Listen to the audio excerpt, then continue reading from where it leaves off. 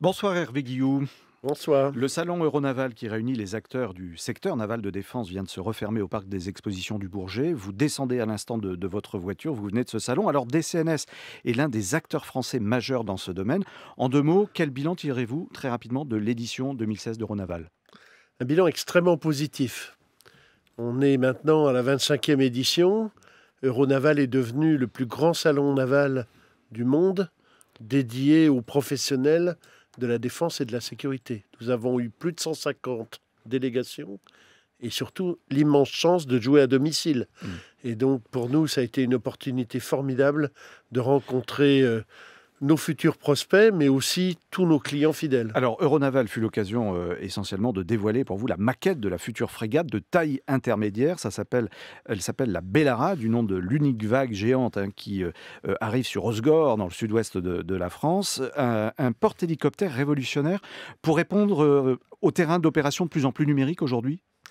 Tout à fait. Autant la frégate Lafayette des années 80 a lancé finalement les frégates furtives, la frégate Bellara est la première frégate de l'ère numérique pour la future génération A, avec des data centers, l'adaptation aux nouvelles télécommunications, la 6G jusqu'à la 10G, mais aussi, 30% plus petite, 20% moins cher, ça c'est important pour le c'est client. parfaitement exact, mais aussi avec un système de combat qui est quasiment l'équivalent de celui des frégates de 6000 tonnes, grâce justement à cette nouvelle ère numérique et aux nouvelles technologies. La France doit vous en commander 5, si mes renseignements sont bons. Où sont les autres clients dans le monde? Alors il y a Potentiel évidemment. 4000 tonnes, c'est le cœur du marché international. Il y a surtout l'Amérique du Sud et toute l'Asie du Sud-Est et la péninsule arabique. Alors l'Australie, ça c'est l'autre grand thème, le contrat du siècle, 12 sous-marins, 34 milliards d'euros. Où en est le dossier? Parce que le contrat n'est pas encore signé finalement. Alors le premier contrat est signé depuis quelques Contrat jours. cadre? Cadre, mais aussi les premières activités pour nos premiers mois de travail avec nos partenaires australiens. Et donc ça a été signé il y a une dizaine de jours. L'Australie, ça a été aussi l'occasion, comme la Bellara, de renouveler notre offre dans le domaine des sous-marins classiques et d'avoir maintenant une offre formidable dérivée des sous-marins Barracuda à propulsion classique. Donc ça doit être signé quand concrètement? Alors concrètement, le premier contrat a été signé il y a une dizaine de jours et nous avons définitif? déjà entamé les travaux pour préparer toutes les équipes de projet, les infrastructures et les accords industriels avec nos collègues de Lockheed Martin pour le système de combat. Hervé Guillou, l'autre actualité, je le disais, l'autre actualité du groupe que vous dirigez, des CNS, ce sont les chantiers navals STX de Saint-Nazaire, mis en vente par leur propriétaire coréen en difficulté. Saint-Nazaire, ce sont les paquebots de croisière, c'est pas votre affaire ça, mais aussi des partenariats avec des CNS pour les coques de frégates, Mistral, ou même des porte-avions. Saint-Nazaire est le seul chantier naval français aujourd'hui capable de construire de très gros bateaux depuis la fermeture des chantiers de Brest et de la Ciotat. C'est vraiment stratégique. DCNS a-t-il vocation à prendre une participation majoritaire dans STX? En tout cas, DCNS ne peut pas se désintéresser de ce dossier. Et même si nous n'avons pas vocation à être un actionnaire majoritaire, il faut que nous sécurisions au nom de l'État et pour l'intérêt de l'État et de DCNS, L'État qui est actionnaire de DCNS à hauteur de 65%. mais qui est aussi notre premier client et un acteur qui se veut souverain dans le domaine naval.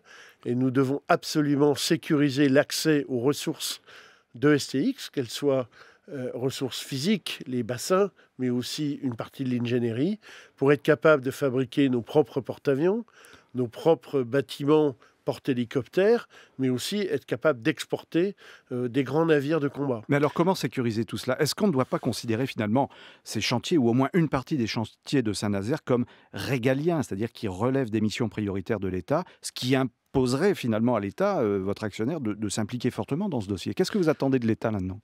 Alors il est clair que l'État est en première ligne maintenant pour prendre position vis-à-vis des vendeurs, pour déclarer ses intérêts stratégiques, soit à travers les décrets qui existent maintenant au ministère de l'Industrie sur la protection des intérêts stratégiques vis-à-vis d'actionnaires étrangers, soit au titre des accords d'actionnaires qu'il a aujourd'hui avec la maison mère de STX. Alors concrètement, Monsieur Guillou, ça veut dire quoi? Est-ce que l'État doit monter au capital des chantiers STX? L'État y est déjà. Oui, mais est-ce Donc qu'il doit faire plus? la vraie question n'est pas nécessairement une question de niveau de capital, c'est une question de droit. Et donc C'est-à-dire?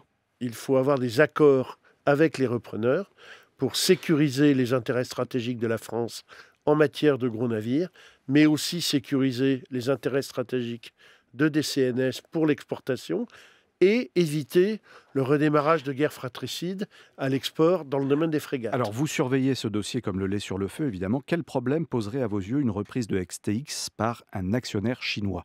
Pour l'instant, la Chine ne s'est pas encore manifestée, mais on sait qu'il rôde.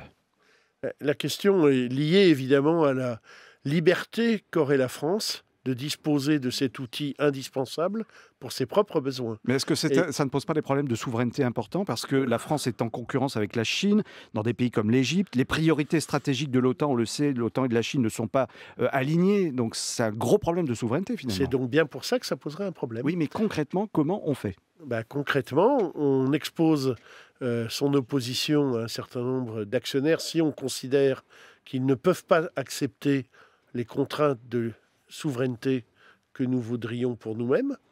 Et certains accepteront, certains n'accepteront pas. C'est bien pour ça qu'on imagine assez facilement que des actionnaires européens accepteraient facilement des contraintes de souveraineté française. Alors justement, est-ce que ce n'est pas l'occasion de créer enfin un grand chantier naval européen avec les Néerlandais ou les Italiens notamment, avec qui DCNS a un passé commun? Je pense notamment à Fincantieri. Alors il y a deux acteurs européens, effectivement, Damen en Hollande et Fincantieri en Italie. Nous avons un passé très lourd avec Fincantieri, puisque nous avons fait 2 programmes ensemble, Très lourd et très positif. et très positif. Et il faudra trouver un accord avec l'un ou l'autre, quel que soit le choix des Coréens. Mais c'est vrai que avec Fincantieri, nous pourrions construire une aventure européenne. Merci beaucoup pour ces précisions. Hervé Guilloux, président directeur général de DSNS, donc, qui arrive tout juste du salon Euronaval. Excellent cru pour la France cette année. Merci monsieur.